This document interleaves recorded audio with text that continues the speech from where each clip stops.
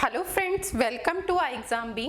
आज हम caselet DI discuss करेंगे जो आपकी टाइम एंड वर्क पर बेस्ड है और NICL AO के एग्जाम के पॉइंट ऑफ व्यू से काफ़ी इंपॉर्टेंट है।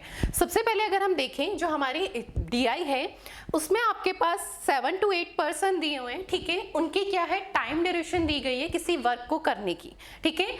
उसके बिहाफ पे हमसे कुछ क्वेश्चंस पूछे गए हैं। तो सबसे पहले देखिए यहाँ पर हमें जो डाटा गिवन है वो क्या गिवन है, PQRSTUV, ठीक है। ये आपके पास क्या है, 7% है, ठीक है, जिनकी क्या है आपके पास टाइम ड्यूरेशन दी गई है नंबर ऑफ डेज में, नंबर ऑफ डेज के रेस्पेक्ट में कि P किसी काम को कितने टाइम में करता है, 8 डेज में, और सेम उसी वर्क को Q कितने टाइम में करता है, 10 डेज में, ठीक है, और U उसके रेस्पेक्ट में कितने, 20 डेज में। तो यहां से हमारे पास क्या दी गई है, इनकी टाइम ड्यूरेशन दी गई है, ठीक है, 7% की, और इसके बिहाफ पे आपसे कुछ क्वेश्चंस पूछे जा रहे हैं। तो सबसे पहले हमारे पास जब इस तरीके की DI आती है तो सबसे पहला काम हमेशा हम क्या करेंगे, हम इनकी efficiency and total work find करेंगे। उसका रीजन समझिएगा, क्योंकि हमें जितने भी उसके बेस पे एक डायग्राम, यानी अगर हम बात करें एक हमारे को जो यहाँ लाइन ग्राफ दिया है, इसके बेस पे हमारे पास 3 to 4 क्वेश्चंस आएंगे ही आएंगे। और जब 3 to 4 क्वेश्चंस में बात करें तो वहां कहीं ना कहीं इनकी इफिशिएंसी का कॉन्सेप्ट यूज होगा ही होगा। तो हम सबसे पहले इनकी इफिशिएंसी एक ही सिमिलर टाइप में फाइंड कर लेंगे। उसका रीजन समझना, जब हम फर्स्ट क्वेश्चन अटेम्प्ट करते हैं तो हम ये सोचते हैं कि जिनकी इफिशिएंसी की रिक्वायरमेंट है तो हम क्यों ना उन्हीं की इफिशिएंसी निकालें, ठीक है। फिर जब हम सेकंड क्वेश्चन अटेम्प्ट करते हैं तो फिर वहां पर भी यही सेम सिमिलर चीज देखते हैं। पर अगर हम इस चीज को ऑब्जर्व करें कि हमें एक ही ग्राफ के बिहाफ पे 2 to 3 क्वेश्चंस दिए हैं और कहीं ना कहीं किसी ना किसी की इफिशिएंसी और टोटल वर्क तो आपको दिया ही होगा, पर वहां पर अगर हम बात करें कि ओवरऑल एक लास्ट क्वेश्चन हमारे पास ऐसा आ जाता है जिसमें हमें लगभग अप्रोक्सीमेट सबकी इफिशिएंसी की रिक्वायरमेंट हो, तो फिर हम दोबारा फाइंड करेंगे। और टोटल वर्क हमेशा हमारे पास, अगर हम अलग अलग पर्सन के बिहाफ पे लेंगे तो हमारे पास टोटल वर्क इफिशिएंसी का रेशियो सेम होगा, पर इफिशिएंसी अगर हम बात करें तो डिफरेंट आएगी, ठीक है। और टोटल वर्क भी हमारे पास हर क्वेश्चंस के हिसाब से, यानी अगर हम बात करें नंबर ऑफ पर्सन हम चेंज कर देते हैं तो उसके बिहाफ पे हमारे हमेशा क्या है, टोटल वर्क भी हमारे पास डिफरेंट आएगा। और उसके ओवरऑल अगर हम पे लास्ट क्वेश्चन ऐसा मिल जाता है जहां पर सबके बिहाफ पे, तो हम वहां मिस्टेक कर देते हैं। हम सोचते हैं कि हम अब तक सबकी इफिशिएंसी फाइंड कर चुके हैं, टोटल वर्क फाइंड कर चुके हैं, पर उनका रेशियो कहीं ना कहीं सही नहीं होता। अब आप खुद ही इस चीज को ऑब्जर्व कीजिए ना, अगर मैं सिर्फ 15 और 12 में रेशियो फाइंड करना चाहूं, ठीक है, तो यहां से मेरे पास 5:4 आ जाएगा। इनकी इफिशिएंसी का रेशियो कितना आ जाएगा, 5:4। अब यही सेम चीज अगर मैं यही रेशियो 4% में लेती हूं तो यही सेम रेशियो मेंटेन नहीं होगा। तो आपको इस चीज को समझना है, ठीक है। तो हम सबसे पहले यही काम करेंगे कि हमें अगर टाइम एंड वर्क पे, ठीक है, किसी की time duration number of person की दी हुई है तो सबसे पहला काम हमेशा हम उस ग्राफ से क्या करेंगे, हम उनके लिए क्या निकालेंगे, टोटल वर्क और सबकी इफिशिएंसी निकालेंगे। तो देखिए यहाँ पर हमने सबकी इफिशिएंसी निकाली है। हमारे को सबकी टाइम ड्यूरेशन थी, P की कितनी है, 8 डेज, Q की कितनी है, 10 डेज, R की कितनी है, 12 डेज, एंड S की 15, एंड T की 24, एंड U की 20, एंड V 30 डेज में किसी काम को करते हैं, ठीक है। अब यहां से हमने सबसे पहले टोटल वर्क निकाला। टोटल वर्क कैसे निकालते हैं, इनके जो टाइम ड्यूरेशन है, ठीक है, जो नंबर ऑफ डेज में दिए हैं उसका एलसीएम लेते हैं। हमने एलसीएम लिया तो एलसीएम कितना आया, 120 यूनिट, यानी ये हमारे पास वैल्यू किसकी आ गई है, टोटल वर्क की, ठीक है। हमें कितना काम करना है, 120 यूनिट वर्क करना है।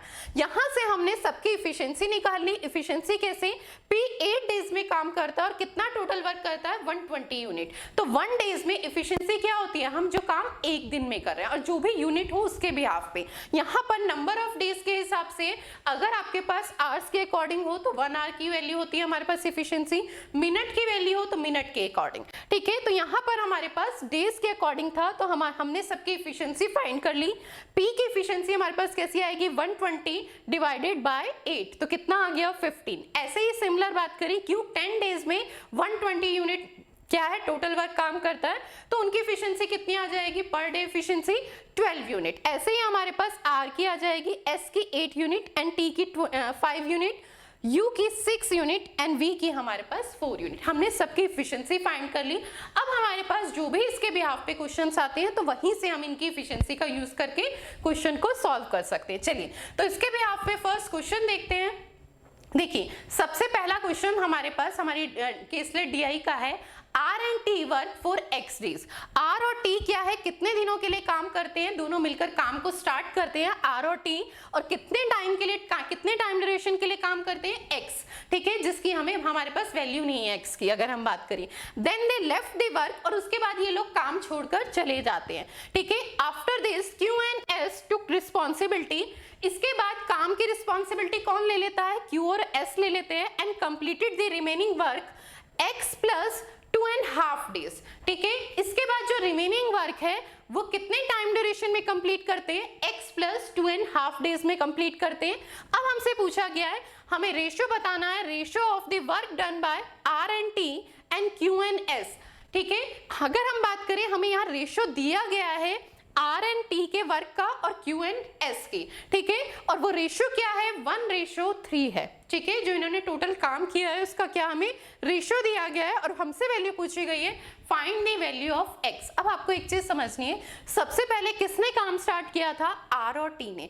अगर हम यहां से बात करें तो आर की एफिशिएंसी कितनी है, आर की पर डे एफिशिएंसी है 10 यूनिट, यानी पर डे आर कितना काम करता है, 10 यूनिट वर्क करता है। और टी की अगर हम बात करें तो टी की पर डे एफिशिएंसी कितनी है, 5 यूनिट। तो आर और टी पर डे अगर हम बात करें कितना काम कर रहे हैं,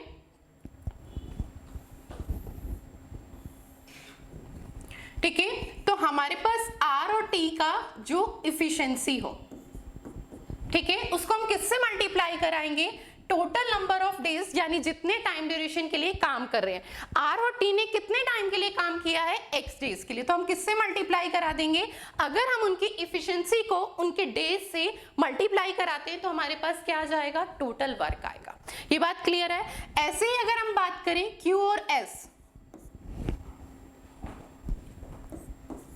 क्यू और एस की एफिशिएंसी की अगर हम बात करते हैं, ठीक है, क्यू और एस ने की जो एक 1 डे की एफिशिएंसी है, पर डे की एफिशिएंसी है, उसका टोटल अगर हम करते हैं और अगर हम उसकी मल्टीप्लाई कराते हैं जितने दिन उन्होंने टोटल टाइम, जितने टाइम ड्यूरेशन उन्होंने वर्क किया है, तो क्या है, x प्लस 2.5 डेज, ठीक है। अगर हम उसकी मल्टीप्लाई करा देते हैं, x प्लस 2.5 को मैं लिख सकती हूँ 5/2, ठीक है, इससे मल्टीप्लाई करा देते हैं, तो अगर हम बात करें तो ये हमारे पास क्या आ जाएगा, ये हमारे पास उनके द्वारा किया गया काम आएगा, ठीक है, जो आर और टी ने काम किया है और जो क्यू और एस ने किया, उसका रेशियो हमें यहाँ पर दिया गया है 1:3, ठीक है, तो हम डायरेक्टली लिख सकते हैं 1:3।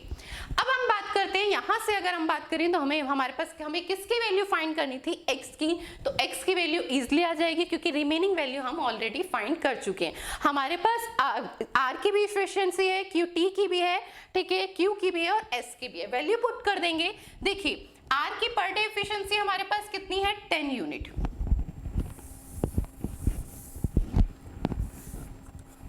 ठीक है, r पर डे कितनी चेयर बनाता है, 10, ठीक है, और t कितनी पर डे चेयर बनाता है, 5, और कितने दिन के लिए काम करते हैं, x डेज के लिए। तो इनका टोटल वर्क कितना आ गया, 10 + 5 15 इंटू में डेज x, तो कितना आ गया, 15x काम करते हैं, ठीक है, इनके द्वारा टोटल वर्क किया गया, वर्क कितना आ गया, 15x। अब अगर हम बात करें q और s, तो q की एफिशिएंसी आपके पास कितनी है, 12 यूनिट,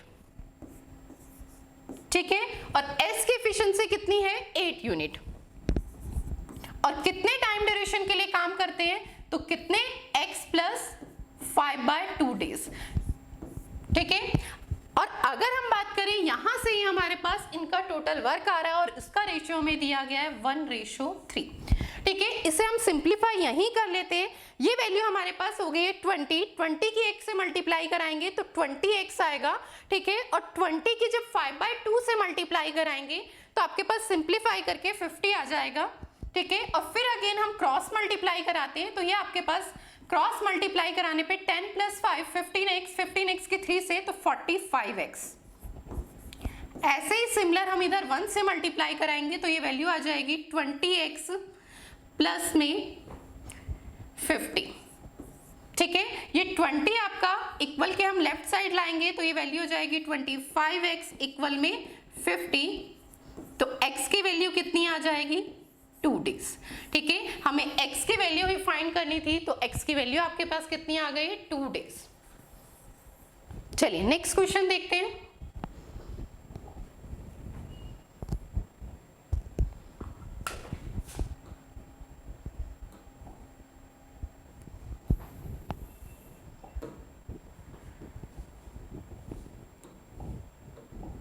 नेक्स्ट क्वेश्चन है हमारे पास, S and T working together but S work with 62.5% of his efficiency. देखिए यहाँ पर क्वेश्चन में क्या कहा गया है, क्वेश्चन में डिस्क्राइब किया गया है S और T क्या है, किसी काम को स्टार्ट करते हैं, ठीक है, पर S क्या है, अपनी एक्चुअल इफिशिएंसी से काम नहीं करता, अपनी ओरिजिनल इफिशिएंसी के 62.5% मतलब उस इफिशिएंसी से वो वर्क करता है। जो उसकी एक्चुअल इफिशिएंसी होती है वो हमेशा क्या होती है, 100%, पर वो उस इफिशिएंसी से काम ना करके उसकी इफिशिएंसी अब कितनी हो गई, डिक्रीज हो गई है, और कितनी 62.5% रह गई है जो उसकी एक्चुअल इफिशिएंसी थी, ठीक है। अब उसने क्या कहा, यू स्टार्ट वर्किंग, ठीक है, 33 मोर ऑफ हिज इफिशिएंसी, और यू भी काम को स्टार्ट करता है, पर वो किस इफिशिएंसी से करता है, जो भी उसकी एक्चुअल इफिशिएंसी है यानी 100%, उससे वो 33 ज्यादा इफिशिएंसी में काम करता है, यानी अब उसकी एक्चुअल इफिशिएंसी कितनी हो जाएगी, 100 प्लस 33 यानी 133 ठीक है। अब उसने क्या कहा है, on the another work which is 66 of work which is S and T were doing. देखिए उसके बाद यहाँ पर काम का कंपैरिजन किया गया है, ठीक है, और U क्या है, कितना काम कंप्लीट कर लेता है, U उतना काम कंप्लीट करता है जो S और T मिलकर काम को कंप्लीट करते हैं, उसका 66/3% काम कंप्लीट करता है, ठीक है। यहाँ पर हमें डिस्क्राइब किया गया था S और T मिलकर किसी काम को कंप्लीट करते हैं, पर वहां पर S की इफिशिएंसी को भी डिस्क्राइब किया गया था कि S की इफिशिएंसी पहले एक्चुअल के कंपैरिजन में अब डिक्रीज हो गई है और कितनी हो गई है, 62.5, ठीक है। फिर U की इफिशिएंसी क्या है, वो अपनी एक्चुअल इफिशिएंसी से काम ना करके इंक्रीज हो गई उसकी 33 तो यानी अब वो 133 इफिशिएंसी से वर्क कर रहा है, पर उसके बाद भी यू अकेला काम कर रहा है। तो यहाँ पर हमें कंपैरिजन दिया गया है, जो S और T मिलकर किसी काम को कंप्लीट कर रहे हैं उसका 66/3% काम कंप्लीट करता है यू, ठीक है। अब हमारे को यहाँ पर दिया गया है, find the ratio of days taken by U to find the, अगर हम बात करें हमसे यहाँ पर रेशियो पूछा गया है, find the ratio of days taken by U to days taken by S and T together to complete the work. यहाँ पर हमसे ये पूछा गया, हमें रेशियो बताना है U और S प्लस T का, ठीक है। S और T किसी काम को कंप्लीट कर रहे हैं, उनके जो डेज का रेशियो है, और U उस काम का जो 66/3% पार्ट कंप्लीट कर रहा है, उनके डेज का रेशियो फाइंड करना है। तो सबसे पहले अगर हम बात करें, यहाँ पर अगर हम बात करते हैं तो S अपनी एक्चुअल इफिशिएंसी से काम नहीं कर रहा है, सबसे पहले तो हमें उनकी इफिशिएंसी पता होनी चाहिए कि इस अगर हम बात करें अब उनकी एक्चुअल इफिशिएंसी क्या है। तो सबसे पहले देखिए S की एक्चुअल इफिशिएंसी कितनी है, 8 यूनिट, ठीक है। S की एक्चुअल इफिशिएंसी कितनी है, 8 यूनिट, ठीक है। तो अब अगर हम बात करें तो अब उसकी इफिशिएंसी कितनी है, 9, ठीक है। तो एक्चुअल इफिशिएंसी का 62.5%, 62.5% की फ्रिक्शन आपके पास होती है 5/8, ठीक है। तो हम उसकी अब न्यू इफिशिएंसी निकाल लेंगे, तो हमारे पास S की न्यू इफिशिएंसी आ जाएगी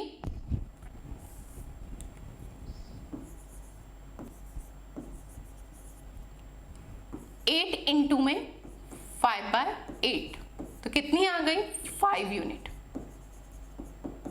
क्लियर है। T की बात करें तो T अपनी एक्चुअल इफिशिएंसी से काम कर रहा है, तो T की एक्चुअल इफिशिएंसी कितनी है, 5 यूनिट, ठीक है। तो हमारे पास S और T की टोटल इफिशिएंसी कितनी हो गई है, S और T की टोटल इफिशिएंसी 5 + 5 तो कितना हो गया है, 10 यूनिट।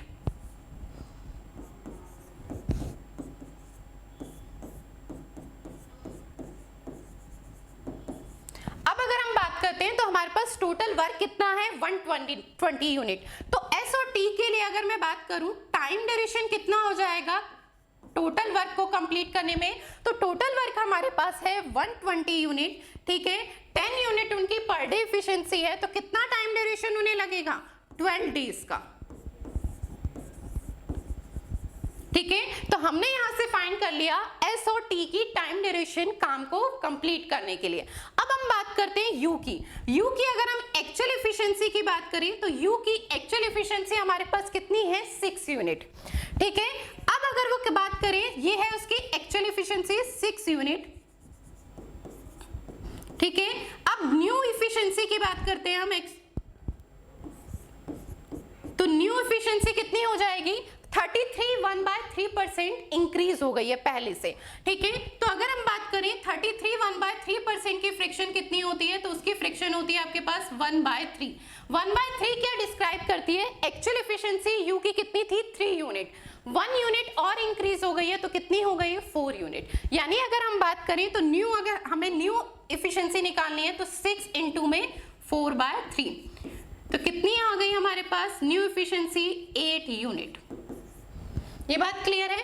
अब हमें U की टाइम ड्यूरेशन निकालनी है, पर U के लिए सबसे पहले हमें क्या निकालना पड़ेगा, वर्क। U कितना काम कंप्लीट कर रहा है, तो अगर हम बात करें तो टोटल वर्क हमारे पास कितना है, 120 यूनिट, पर U उसका कितना पार्ट कंप्लीट कर रहा है, 66 2/3%। 66 2/3% की फ्रिक्शन अगर हम बात करें तो 66 2/3% की फ्रिक्शन आपके पास होती है 2/3। तो इसका कितना काम, कितना पार्ट वो कर रहा है U, तो 120 इंटू में 66 2/3 की परसेंटेज फ्रिक्शन है 2/3, यानी 2/3 पार्ट इसका कंप्लीट कर रहे हैं। तो आपके पास कितना पार्ट कंप्लीट कर रहा है यू, 80 यूनिट, ठीक है। तो यू ने कितना पार्ट कंप्लीट किया है, 80 यूनिट। तो यू को कितना टाइम लगेगा इस काम को कंप्लीट करने में,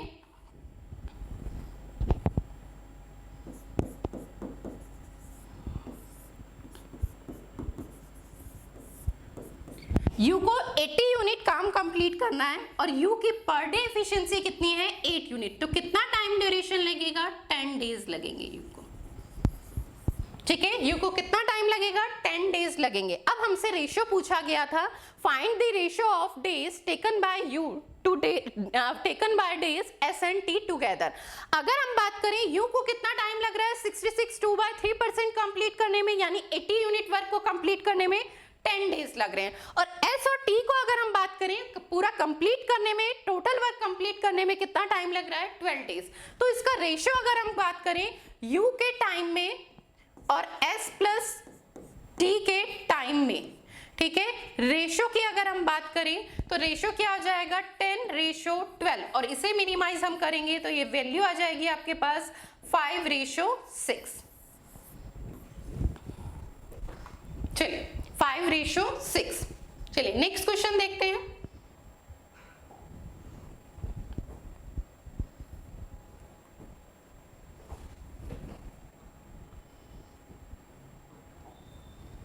नेक्स्ट क्वेश्चन है हमारे पास, नेक्स्ट क्वेश्चन है 3 person PSU start working on alternate days.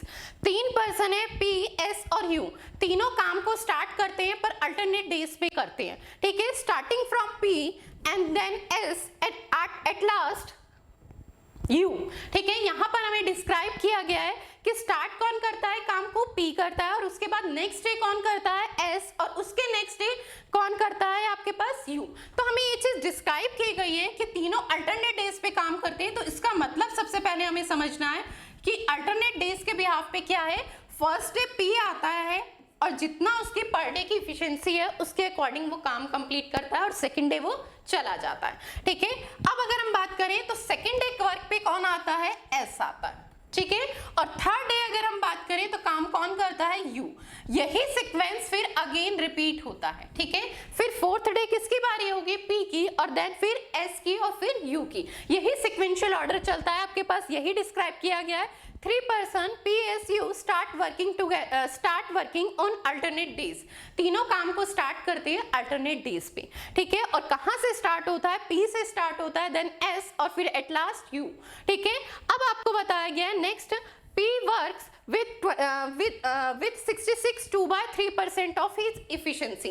P क्या है, अपनी एक्चुअल एफिशिएंसी से काम नहीं करता, 66 2/3% उसकी अभी एफिशिएंसी हो चुकी है, ठीक है, एक्चुअल का। And S works 87.5% of his efficiency, ठीक है। और S क्या है, अपनी 100% इफिशिएंसी से वर्क नहीं कर रहा है, 87.5% उसकी अभी इफिशिएंसी हो चुकी है जो एक्चुअल 100% थी, ठीक है। अब नेक्स्ट आपको U की इफिशिएंसी भी दी गई है 83 1/3%। अब हमसे ये पूछा गया है then in how many days total work will be completed. तो ये टोटल वर्क कितने टाइम ड्यूरेशन में कंप्लीट होगा। तो सबसे पहले अगर हम बात करें तो यहाँ पर हमारे को सबके पहले जो एक्चुअल एफिशिएंसी थी उससे जो उनकी इंक्रीज या डिक्रीज होकर जो एफिशिएंसी है हमें वही फाइंड करनी होगी। तो सबसे पहले देखिए, अगर हम बात करते हैं सबसे पहले किसकी है, पी की, ठीक है। तो पी की एक्चुअल एफिशिएंसी हमारे पास कितनी थी, तो 15 यूनिट थी, ठीक है। अब अगर हम बात करें तो न्यू एफिशिएंसी, पी की न्यू एफिशिएंसी कितनी हो जाएगी, 66 2/3%। 66 2/3% की फ्रिक्शन कितनी होती है, 2/3 होती है, ठीक है। तो हम फाइंड कर लेंगे कितनी यूनिट रह गई है, ठीक है। तो ये कितनी आ गई आपके पास, 10 यूनिट। नेक्स्ट हमारे पास है एस की एफिशिएंसी। एस की एक्चुअल एफिशिएंसी हमारे पास कितनी है, 8 यूनिट, ठीक है। तो न्यू एफिशिएंसी कितनी हो जाएगी, 87.5% हो गई है। 87.5% की फ्रिक्शन कितनी होती है, 7/8, ठीक है। तो हम न्यू एफिशिएंसी फाइंड कर लेंगे, 8 इंटू में 7/8, तो कितनी आ गई हमारे पास, 7 यूनिट, ठीक है। इसी अकॉर्डिंग हम यू की फाइंड कर लेंगे। यू की एक्चुअल एफिशिएंसी कितनी है, 6 यूनिट। तो न्यू एफिशिएंसी कितनी हो जाएगी, 6 इंटू में कितने परसेंट हो गए, 83 1/3%। 83 1/3% की फ्रिक्शन क्या होती है हमारे पास, 5/6। तो हम सिंप्लीफाई करके सिंपल कैलकुलेट कर लेंगे तो कितनी हो गई है, 5 यूनिट। अब अगर हम बात करते हैं इसमें, अगर हम बात करें तो यहां पर ये अल्टरनेट काम कर रहे हैं। तो सबसे फर्स्ट डे अगर हम बात करें तो पी आता है, ठीक है, फिर सेकंड डे एस और थर्ड डे यू, ठीक है। फर्स्ट डे पी आया तो कितने यूनिट वर्क उसने किया होगा, 10 यूनिट। सेकंड डे एस आया तो कितने यूनिट वर्क किया होगा, 7 यूनिट। और थर्ड डे अगर हम बात करें तो यू है और कितने यूनिट काम किया होगा, 5 यूनिट, ठीक है। टोटल अगर हम बात करें तो ये टोटल वर्क कितना हो गया, 22 यूनिट। पर ये 22 यूनिट कितने दिन का वर्क है, 3 डेज का। रीजन समझना, फर्स्ट डे सिर्फ पी ने काम किया है क्योंकि अल्टरनेट डेज पे काम कर रहे हैं, एक साथ वर्क नहीं कर रहे, ठीक है। तो यहाँ पर हम जो मिस्टेक करते हैं वो यही करते हैं, हम सिंगल डेज में से काउंट कर लेते हैं और 22 यूनिट एफिशिएंसी टोटल काउंट कर लेते हैं। तो अब अगर हम बात करें तो ये हमारे पास आ गया 3 डेज का उनका वर्क। 3 डेज का कितना वर्क आ गया, 22 यूनिट। अब आपको देखना है टोटल वर्क हमारा कितना है, 120। 120 से बिलो ऐसी वैल्यू या 120 अगर हमारा कंप्लीट मल्टीपल हो जो हमारी टोटल एफिशिएंसी आई है तो हम उसके रेस्पेक्ट में देखते हैं 22 अगर हम बात करें 120 का कंप्लीट मल्टीपल नहीं है तो हम क्या करेंगे, उससे पहले ऐसी वैल्यू जो 120 से अगर हम बात करें कुछ पहले की वैल्यू पर कंप्लीट किससे डिवाइड हो रही हो, 22 से, ठीक है। तो वो कितनी है, 110 और कितना मल्टीपल है, 5, ठीक है। तो 110 यूनिट काम कंप्लीट हो जाएगा और कितने दिन में अगर हम बात करें तो यहां पर ये कितना मल्टीपल है, 5, तो ये भी सेम 5 मल्टीपल, यानी 15 डेज में कितना काम कंप्लीट हो रहा है, कितने यूनिट वर्क कंप्लीट हो रहा है, 110 यूनिट कंप्लीट हो रहा है। अब अगर हम बात करें तो हमारा टोटल वर्क कितना है, 120, हमें वो कंप्लीट करना है, कितना रिमेनिंग रह गया, 10 यूनिट। अब अगर हम बात करते हैं 16th डे की, ठीक है, तो उस दिन काम पर वर्क पर कौन आएगा, ये अल्टरनेट सीरीज चल रही है, ठीक है। यहां पर जो हम बात करें 3 to 3 पेयर कंप्लीट होते जा रही है तो नेक्स्ट जो करेगा वो कौन करेगा, पी से ही स्टार्ट होगा। तो यानी 16वें दिन 16th डे पे अगर हम बात करें तो पी वर्क करने आएगा और पी एक दिन में कितना वर्क करता है, 10 यूनिट, और 10 यूनिट ही और एक्स्ट्रा चाहिए कंप्लीट करने के लिए 120 यूनिट के लिए, ठीक है। तो P 16th डे पे आएगा और 10 यूनिट कंप्लीट कर देगा तो यानी कितना टोटल कंप्लीट हो जाएगा, 120 यूनिट।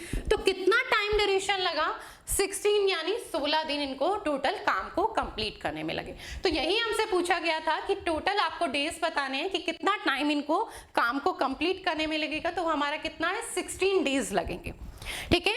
तो यहां पर अगर हम बात करें तो जब हम एफिशिएंसी निकाल लेते हैं तो हमारे लिए बाद में क्या होता है, जब हमने देखा हर कहीं ना कहीं हर क्वेश्चंस में इनकी एफिशिएंसी का इन्वॉल्वमेंट था।